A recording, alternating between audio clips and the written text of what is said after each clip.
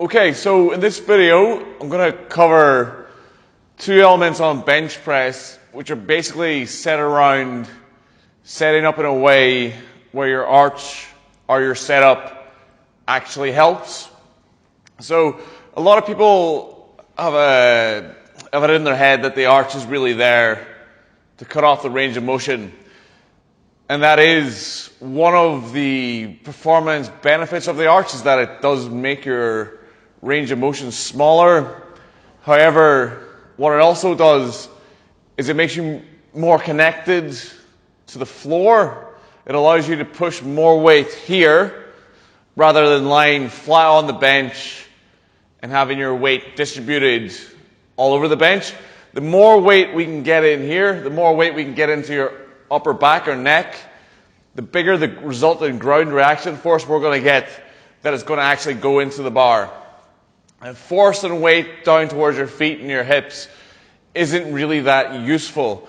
The other aspect of the arch that is really going to help is it helps us lock in our scap, helps us lock in our upper back so that we're reducing the freedom of movement at the shoulder joint, and we have a much stronger platform from where we can push up into the barbell.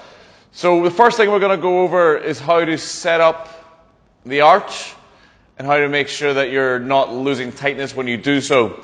Now, there's any number of ways you can do this, but the key elements that I would want to put across when I'm lying down here and I take my grip, the first thing I'm going to do is I'm going to lift my ass up off the bench, and as I do that, I'm going to actually physically pull on the barbell and push with my legs and push myself up the bench. And what I'm doing here is I'm pulling my shirt tight, I'm pulling my skin tight, I'm pulling everything down, I'm pulling my shoulder blades down. I'm physically using the bench to pull everything tight. So that's going to help me get into a better position from where I can then start the movement. Once I've produced that tightness, so once I've used the bar and my legs to push myself up the bench, try and have my hips as high as I can when I do that, so I'm transferring as much weight through my upper back as I can. The next thing I'm going to do is I'm going to lower my ass by walking my feet out as opposed to just plonking it down. So when I'm setting up here, getting the grip, lifting my ass up, using the bar on my feet to pull myself up to where I want to go. When I get to here, I'm pretty tight through my back. So now, if I walk my feet out, my ass is going to come down and I'm going to be tight the whole way. Conversely, if I just lower my ass, I've probably lost most of the tightness that I had to begin with. So if you think of it as you're building a bridge, so the bridge is flat, and then we're lifting it and arching the bridge, and then we're working it down here. That's what walking your feet out, keeping tension, and dropping your ass down. You're lowering the arch down to the bench. Whereas if I just collapse my ass, I'm just collapsing the arch and losing tension. The 2 points of contact for the arch should be your upper back and your feet. Your ass is not really a point of contact. Although your ass is going to be in contact with the bench, the force is going to be between your shoulders and your feet. And that's the 2 points of the bridge, 2 points of the arch. And the more tension you can get when you're doing that, the more transfer you're going to be able to get from the floor, but also the more weight that's going to be up through here. And the more weight there is through here, the more help we get when we press. So that's the first element, is setting up the arch so it's tight. We're connected to the bench and we've pulled everything tight here. So the next aspect is when I actually take the bar out.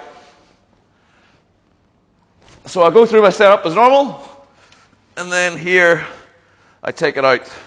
When I pull the bar out from here, I'm really going to try and work to get my chest up or my sternum up. And as I do that, I'm going to try and pull my shoulder blades together as hard as I can. And then as I'm lowering the bar, I'm going to keep my shoulder blades together and pull the bar down. And then when I press it, I'm going to keep my shoulder blades together the whole time as well.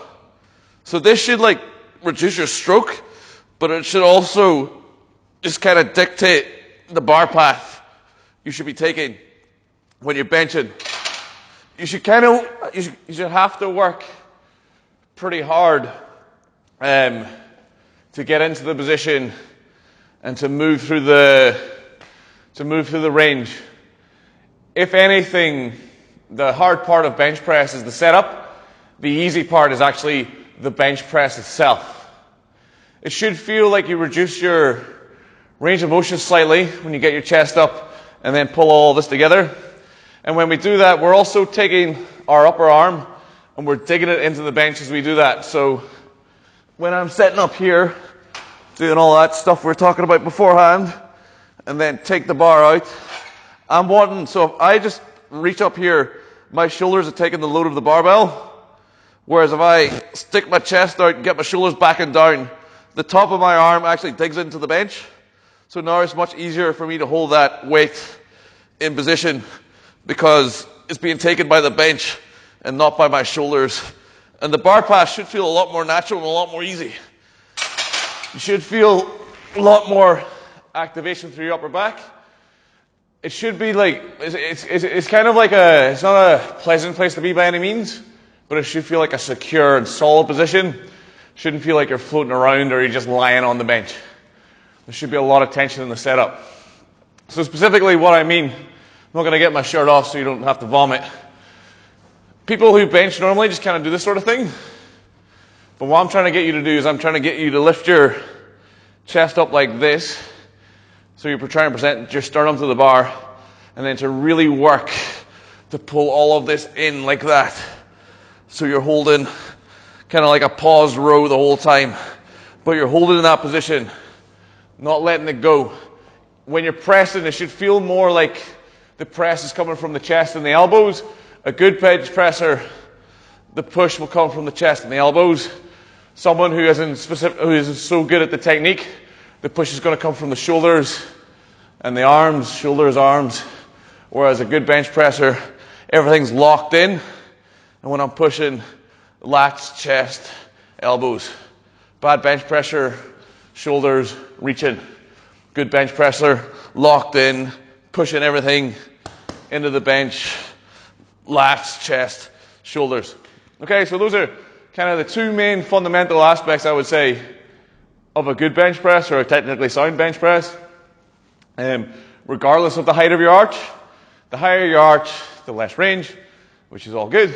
But even if you're someone who benches with a fairly flat back, or you're benching for a bodybuilding reason, this is still the better way to do it. Because we're going to take the load off the shoulder and put it onto the chest. You should also hopefully get less shoulder issues when you do it this way. Thank you very much for watching. Check you in the next one.